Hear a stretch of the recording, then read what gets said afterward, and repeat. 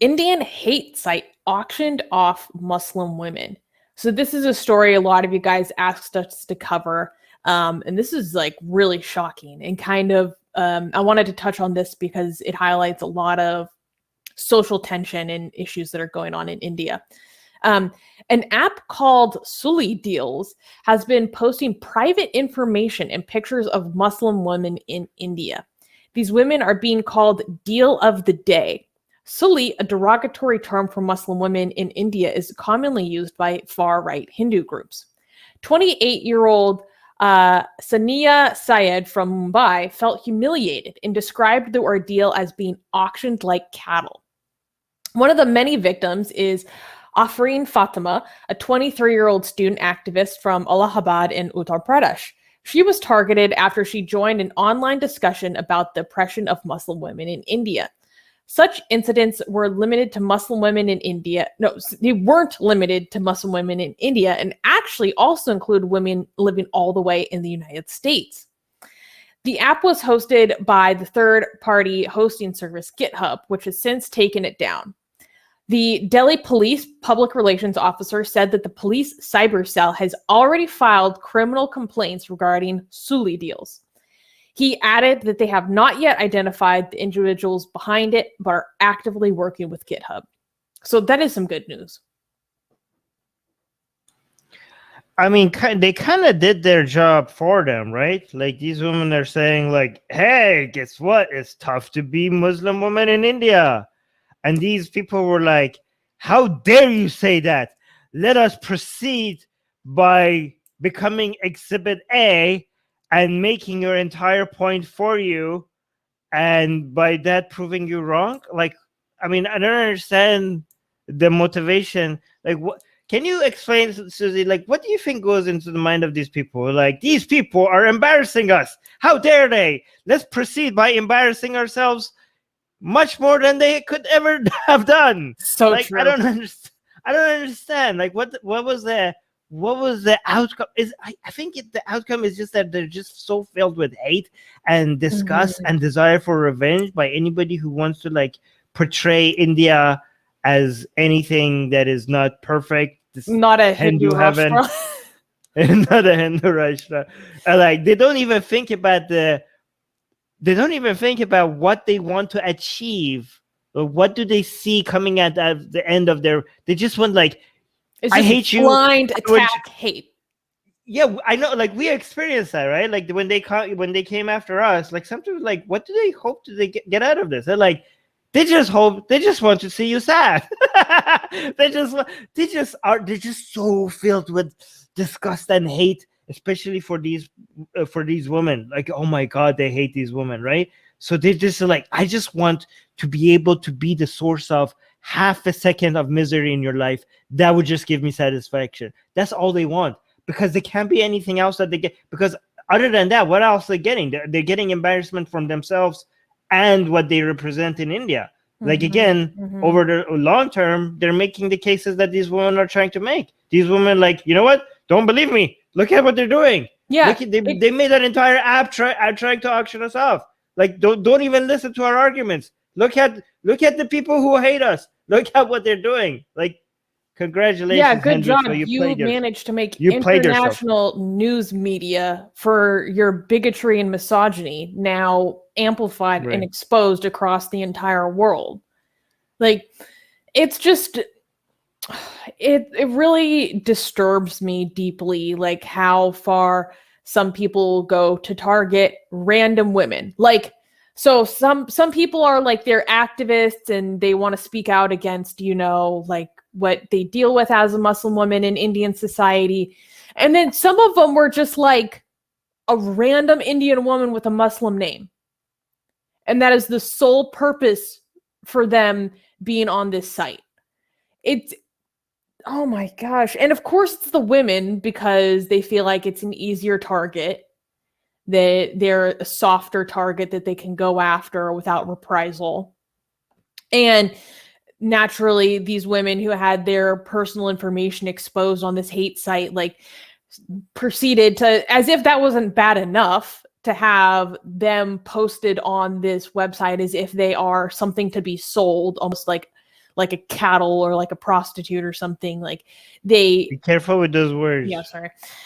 Like, as if that wasn't bad enough, then of course people then proceed to take what they found there and then continue to harass them privately. And I watched this interview, I forget on what news agency it was, but there was this woman who was exposed on this website, and she was talking about what she's been dealing with. And, you know, the presenter's like, hi, how are you? How are you doing? And she's like, well, I know like the right thing to say, or is like, I'm good. Like, I am good. I'm fine. I'm safe. Like, nothing really happened to me. But the truth is that underneath, all I feel is just rage.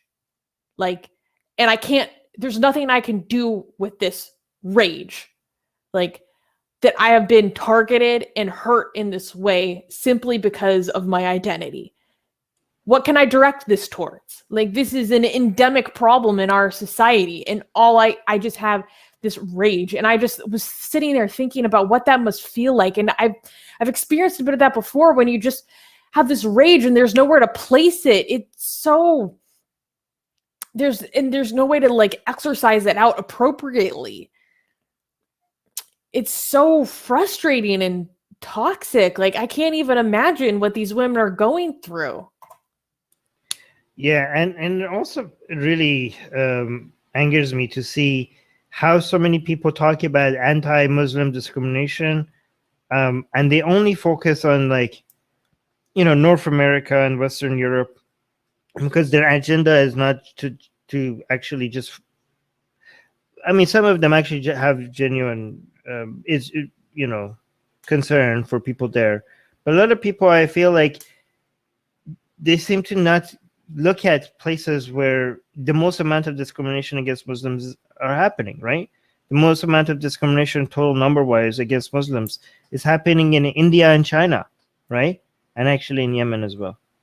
But that one is by Muslims, though. Well, I would also say Pakistan, but in a Pakistan, in a different way. You're right, actually. But like, look at this. This is like, if this was happening the way, like, not just this, but if all the things that we cover here, the way Muslims are treated in India, if it was happening to Muslims in North America or Western Europe, the global outcry would be so much. Nobody would be able to ignore it, right? If the Muslims in Europe and the Muslims in North America were experiencing a fraction of the discrimination that the Muslims in India are facing, there would have been a global outcry, right? So sometimes again, I'm not saying that you shouldn't have an outcry when there is discrimination against Muslims in Europe and North America. Like, a lot of people think like I'm trying to reduce that. No. In fact, increase that outcry and bringing attention to discrimination against Muslims in North America and Western Europe. I'm asking for it to be increased in India and China. I'm not trying to decrease it in North America and Western Europe. Okay, but yeah, there's just some inconsistencies here. But yeah, go on. Well, and this is a little bit of a different take, but I think it's important to think about because of a different situation, drama that was happening in the ex-Muslim community on Twitter, where there was this figure who's also on YouTube, and I don't want to promote them, so I won't say their name, but they were completely downplaying and dismissing wholeheartedly the discrimination that Muslims face in India. And I just want to point out that attitude is very short-sighted if you're supposed to care about ex-Muslims, because ex-Muslims will not be exempt from this form of discrimination and harassment purely because they do have Muslim names. So, you know, if you're the type of person where unfortunately you're only motivated by self-enlightened interest, I want to give you a good reason to be interested in this type of discrimination in this type of story, because it does affect your own group too, actually. Like, we all have a stake in this. A lot of but I was told by a lot of these bigots in India that, you know, like, I'm an ex-Muslim, but they don't want, they hate me so much that they want to hate me as a Muslim, right? So they tell me that once a Muslim, always a Muslim. They say that you have, the DNA or Muslim blood, which is so disgusting. And so the way that they just, some of the most, I've never been exposed to the level of bigotry. Like in all my life, I've never been to this experience and seen. Not. I mean, I'm not a victim. Like I'm just saying, like towards others, but the level of hate and bigotry that exists in India. And I'm not just saying this by personal experience, because lived experiences don't mean much when it comes to actually coming up with conclusions. I'm also saying this based on data. The amount of bigotry that exists in India is just, there's nowhere else that comes even close, right? And this is something that India needs to deal with. And I'm not talking all, of course. There are many great people that are fighting back against this, but this is a major problem in India. Including a lot of people in our community are involved in fighting out against this. Yes, exactly. Yeah. Anyways, do you want to highlight anything in the live chat while I bring up the next news? Yeah, I know that objective ass is a oh wait, no, I can't say that. Objective butt. Okay, that's what I'm gonna say now. Is an Indian ex-Muslim, and to my point, he's saying, and they think we are lying to backstab them, like this us versus them mentality. Well, I haven't heard that before, that they almost think of you as like a double agent. Oh, yeah. Whoa. No, they think it was always your plan. Like nothing. How many 3D takia? No, yeah, they accuse you of takia. They're like the whole point of, so ex-Muslims now, especially after what I did when it comes to going after the in Hinduism and stuff like that, because they used to love us before because we were anti-Islam, but now I ruined it for a lot of ex-Muslims because now they think like that, oh no, we were the whole plan, like this is like a 15-year plan of mine, for example, is to my entire activism, the foundation of Atheist Republic and everything we have done was to be anti-Islam, to lure in Hindutva, to see that to have like, ooh, these are our allies.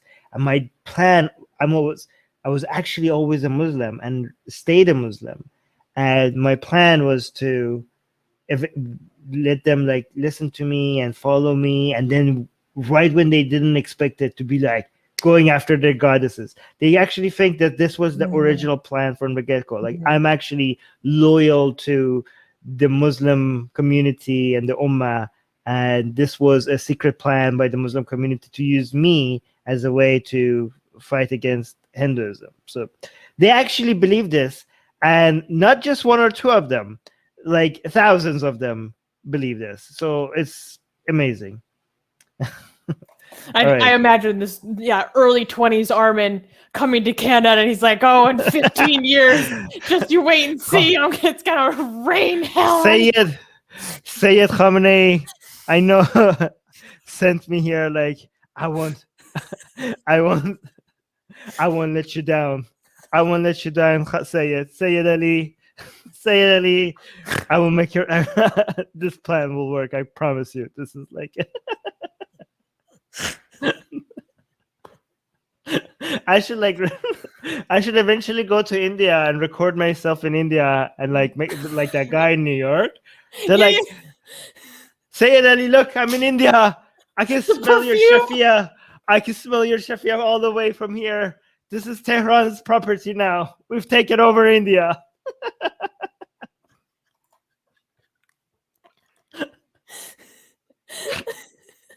Oh god. All right. Your revolution has come to India. Yeah. The Persian Empire is back.